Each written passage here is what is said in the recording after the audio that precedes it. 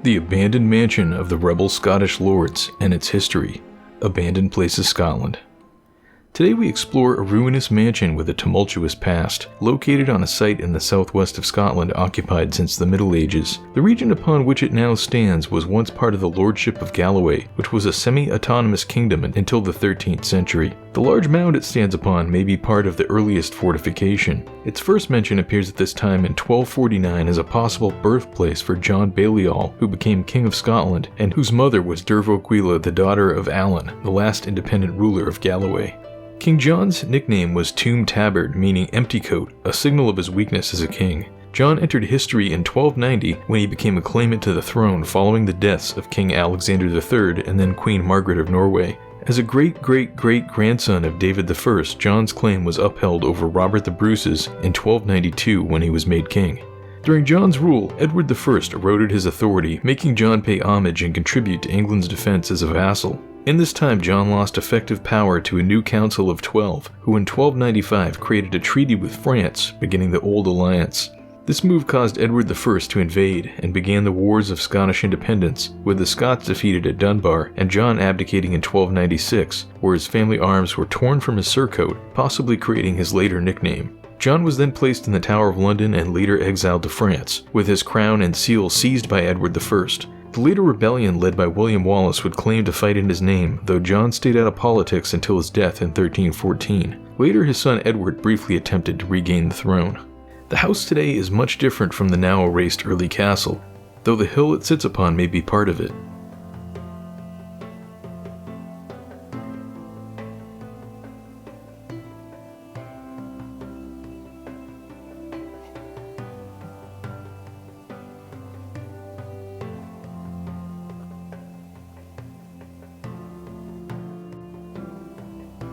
A path wraps around to the top, then a small stair leads upwards.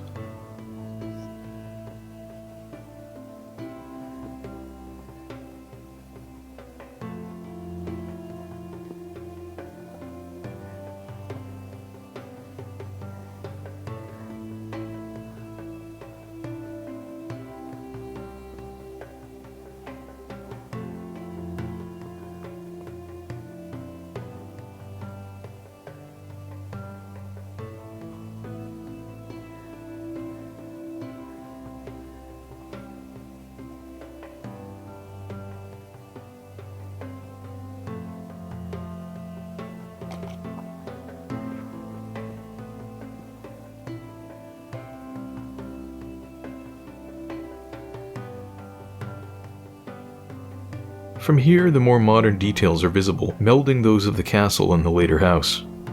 Before we explore further, it's important to see how the castle reached such a different physical state. The real story of the current house begins with another family entirely. This started with its passing from the Douglas and Maxwell families to the Gordons of Lochinver in 1297.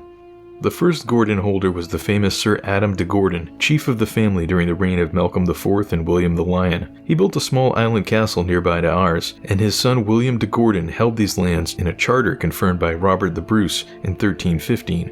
In 1346, William was involved in strife with King David II, for which he was later pardoned. William died in 1370, succeeded by Roger de Gordon, who was killed at the Battle of Homildon Hill in 1402, and followed by Sir Alexander Gordon, who was traded as a hostage to the English for the Earl of Douglas in 1408. For this service, the Earl later granted him money, lands, and the barony of Earlston. Alexander was succeeded by Roger, who died in 1442. The next owner of the castle was another William de Gordon, who gained the barony of Stichel by a charter of King James II. In 1450, Sir John Gordon succeeded him and gained 5 new charters of lands from King James IV, giving him vast estates before his death. His successor, Sir Alexander de Gordon, had been a gentleman of the bedchamber to James III, and was known for killing John Dunbar, the steward of Kirkcudbright, during a family feud, for which he was pardoned. In 1508, King James IV of Scotland visited the castle site on his way to Whithorn, and played a game of tables there, donating money to the house servants. Alexander was to die in 1513 at the Battle of Flodden. A Sir James Gordon succeeded them, greatly esteemed by King James V, who granted him further charters, made him Chancellor of Galloway and Governor of Douglas. He was later forgiven for the murder of a Thomas McClellan in 1529, and accompanied the king when his queen returned to Scotland. James Gordon was, however, fated to die in 1547 at the Battle of Pinkie Cleugh. The house then passed to his son, Sir John Gordon of Lochinver, who also owned Glenluce Abbey, which he later gave away to Gilbert Kennedy, 4th Earl of Castles. John was a supporter of Mary Queen of Scots, who made him Justiciar of Galloway and gave him grants of lands. He would later host her in 1563 as she traveled to St. Mary's Isle. Despite her defeats, he refused to leave her side, giving her clothes after the losing Battle of Langside. The castle was then partly demolished by Regent Moray as John was away at Dumfries with 1,000 soldiers and Lord Maxwell, whose daughter he had married. John would later write that he had still refused Regent Moray's terms of surrender when the regent sent an English representative to him. For his service in 1568, Mary made him one of her representatives at the York Conference, defending in court against Regent Moray, who presented the casket letters in court as evidence. In 1590, he was made Vice Admiral of the Western Seas for capturing a docked Spanish boat.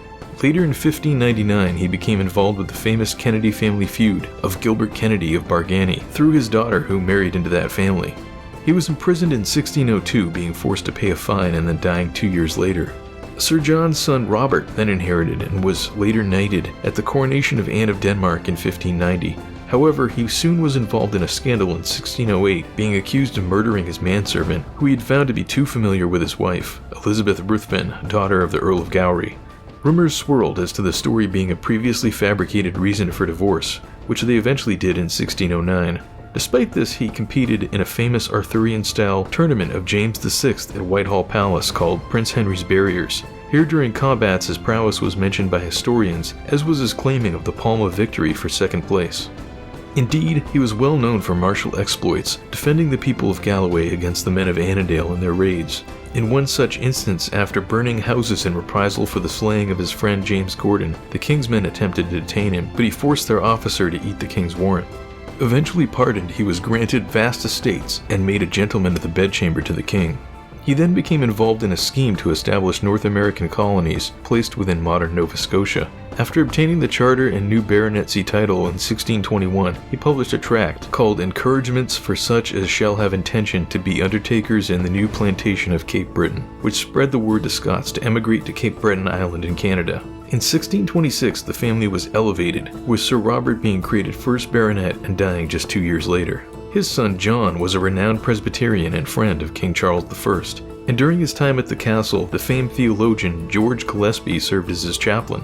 After a brief period of study in Europe, he broke apart 2 local parishes, creating a new one for the Reverend Samuel Rutherford in 1627. As a strong supporter of the Stuarts, John was knighted and given a new royal burgh within the area of the castle, called New Galloway, and then later in 1633, he was elevated again, made Viscount of Kenmure and Lord Lochinver by Charles I during the king's coronation. He sold the barony of Stitcher to the Duke of Buckingham, but the sale was voided when the Duke was stabbed to death the same day by Felton. He married Jane Campbell, sister of the powerful Archibald Campbell, Marquess of Argyll. Upon John's death in 1634, the Reverend Samuel Rutherford was to pen The Last in Heavenly Speeches and Glorious Departure of John, Viscount Kenmure. Another John Gordon then inherited the titles till his own death in 1639, with his own son James Gordon, 3rd Viscount, only living to 23, dying in 1643.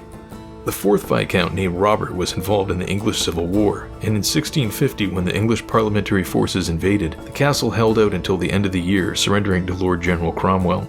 The next year, Robert was taken prisoner at the Battle of Worcester, when in 1653 the flag of King Charles was raised at Killin. In Glencairn's Rising, he again joined with 100 horsemen, becoming an active leader in the fight on the Royalist side. First fighting in the south, he later fought in the Highlands, suffering many desertions and being exempted from the 1654 pardon to the people of Scotland, his land seized and later a reward offered for his death.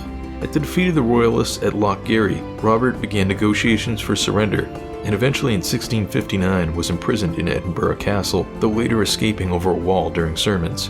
In 1661, he organized the procession of the Marquess of Montrose's remains to the Abbey of Holyrood House. Surviving until the Restoration, he died childless in 1663, following an unsuccessful attempt to gain manors forfeited by his wife Martha, widow of the Sir Gregory Norton who had signed the death warrant of King Charles I.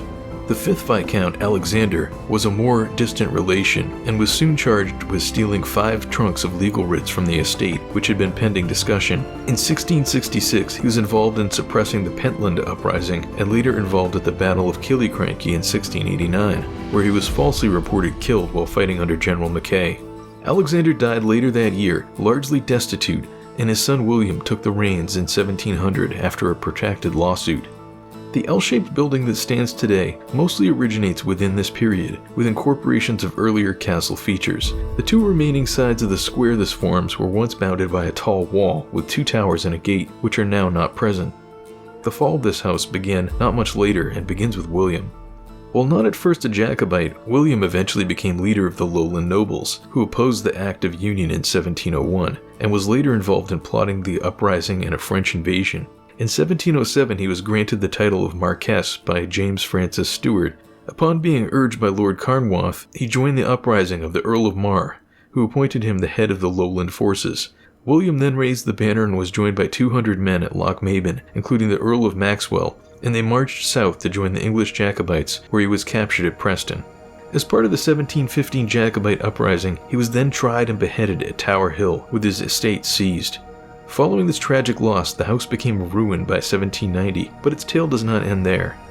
The next three estateless viscounts were Robert and then a John Gordon, who died in 1806, followed by Captain Adam Gordon as 9th Viscount, who died the same day. Eventually in 1824, the title was restored by an Act of Parliament and given to Captain John Gordon, who became the 10th Viscount. The captain was part of the 17th Regiment of Foot, and the Restoration made him part of the Scottish peerage. He died childless at the age of 91 in 1840, with the title passing to his nephew Kenmure Adam Gordon, the 11th and last Viscount who fought at the Battle of Trafalgar in Cadiz and served in Canada. He was to only hold the title for 7 years.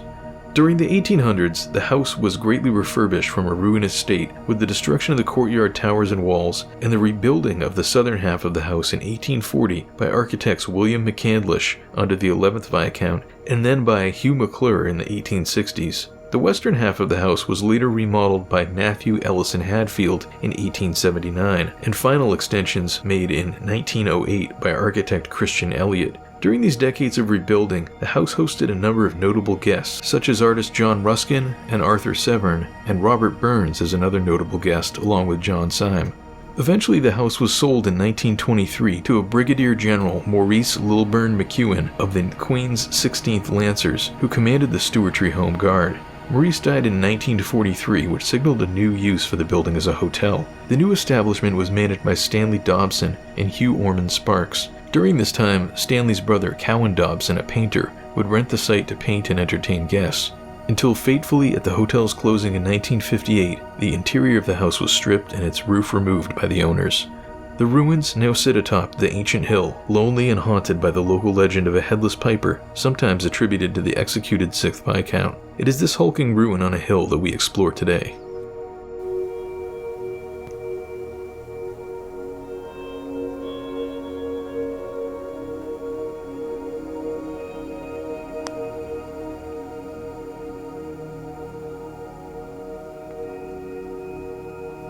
Fallen masonry and family arms adorn this outer area.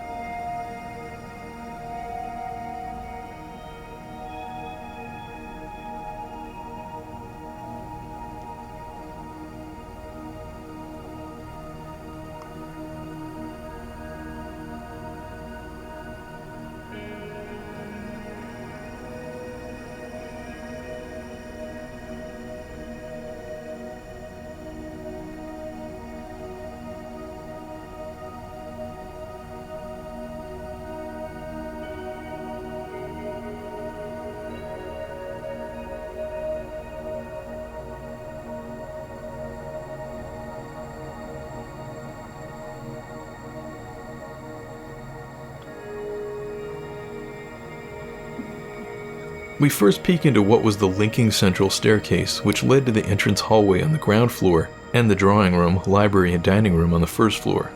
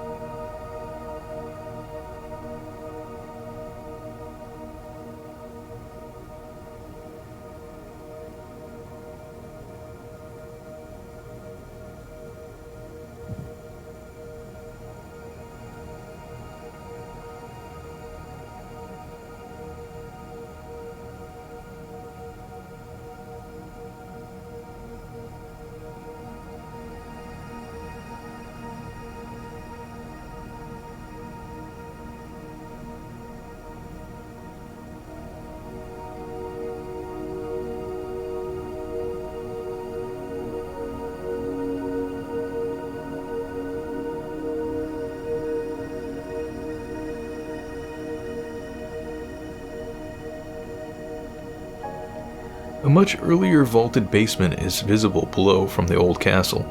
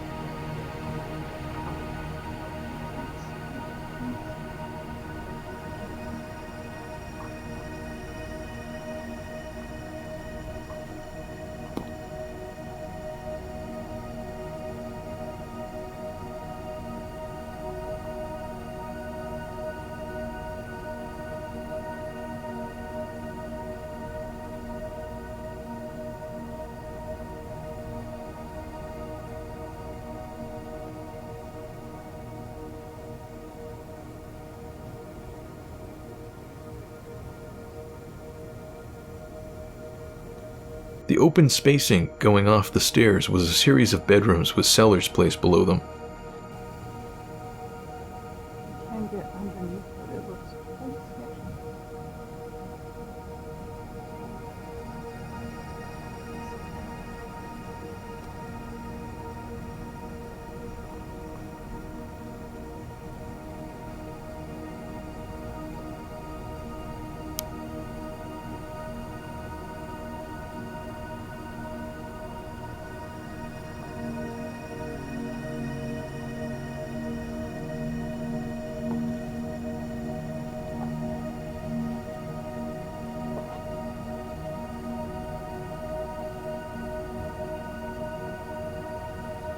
Going the other direction, we enter what was once either the kitchen or dining room, depending upon the floor.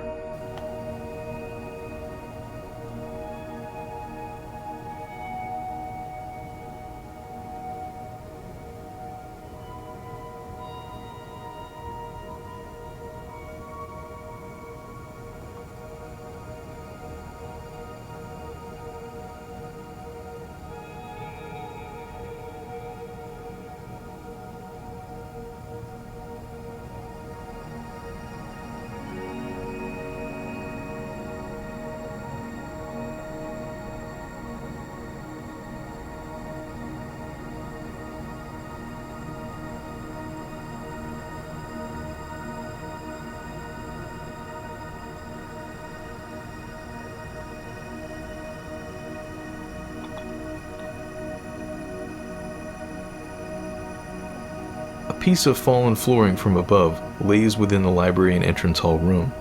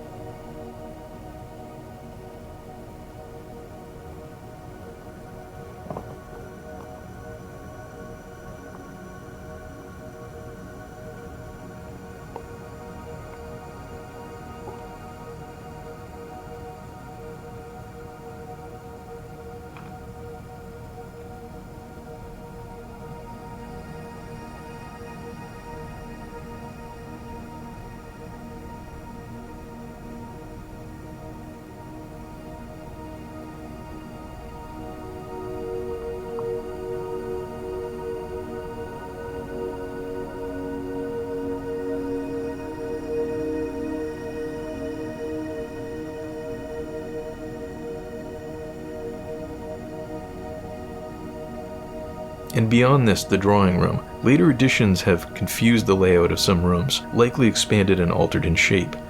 The old map gives only a suggestion of the current spaces.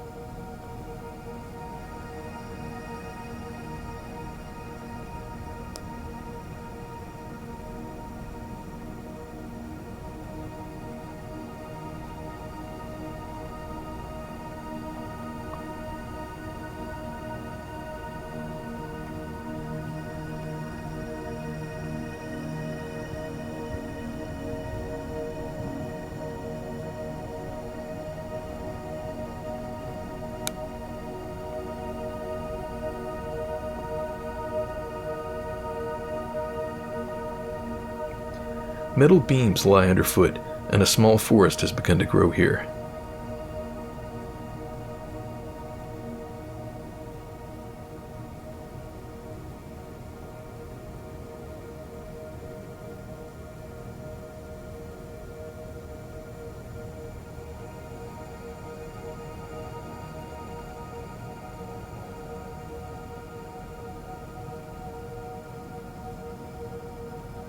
Far above is a lonely fireplace.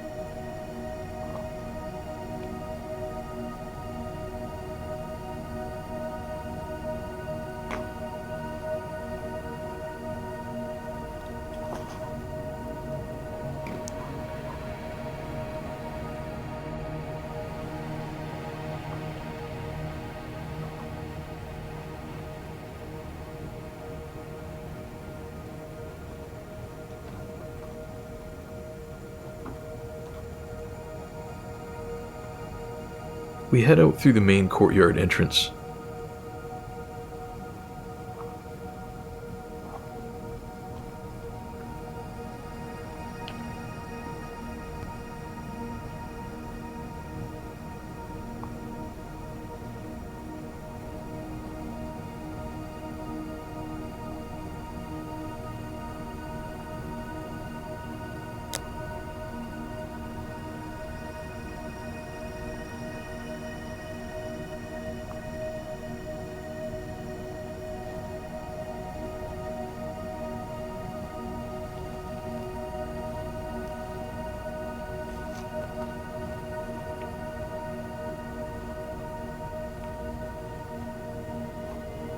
The second tower stairway once marked the end of the house, but 1800s additions have expanded beyond it.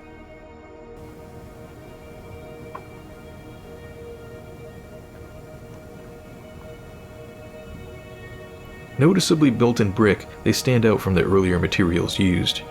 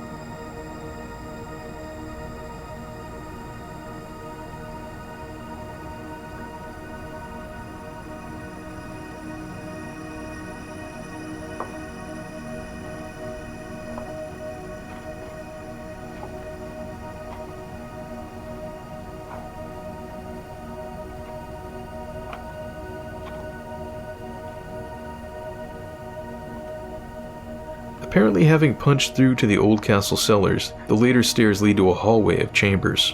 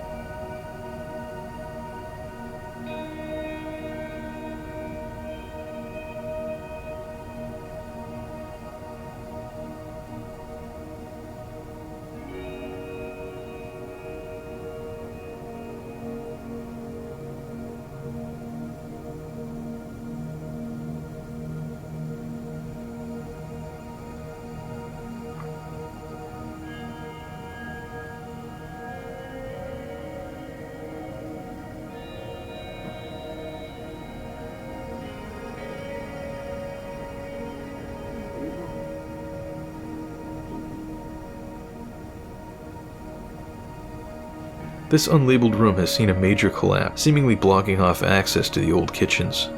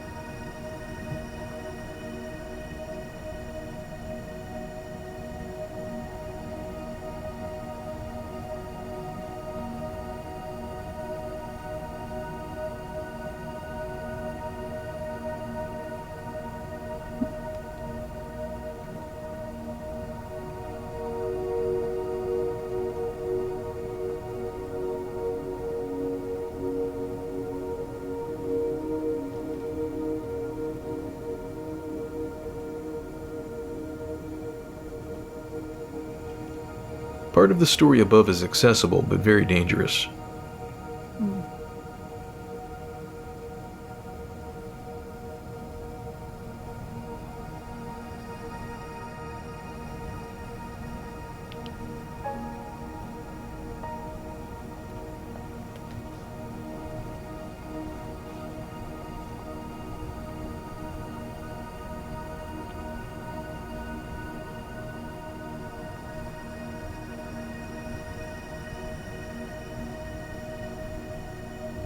The details above many of the windows are quite interesting, and in a while, we're going to get a closer aerial view of them.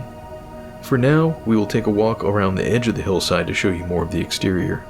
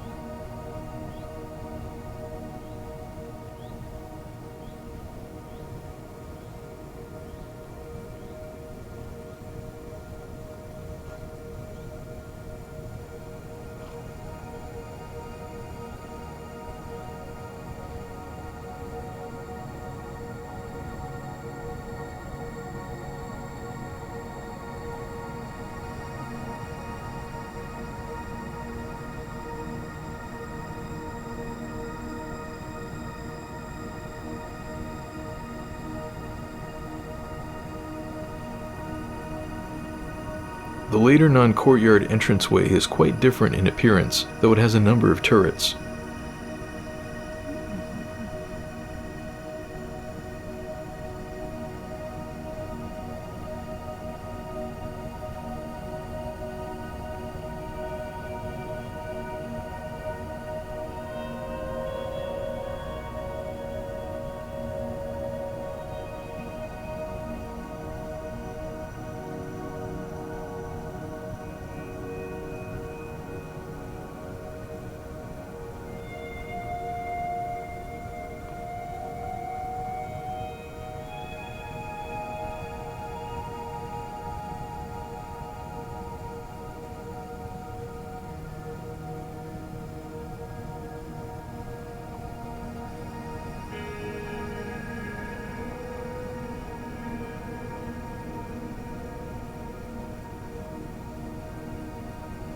It's time we took a look at some of the detailings and how magnificent this house is from above.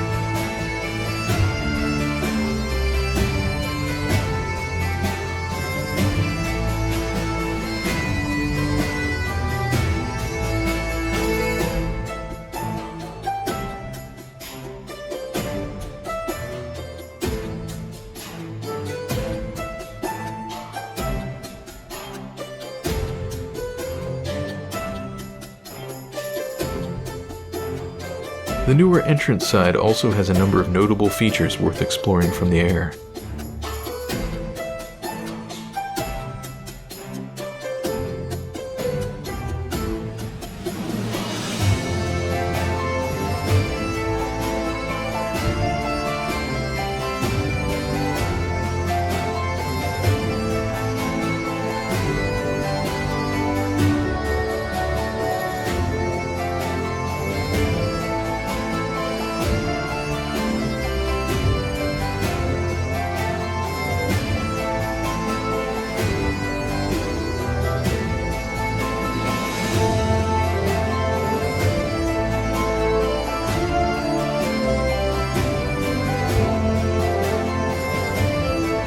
Now let's take a look at that crest.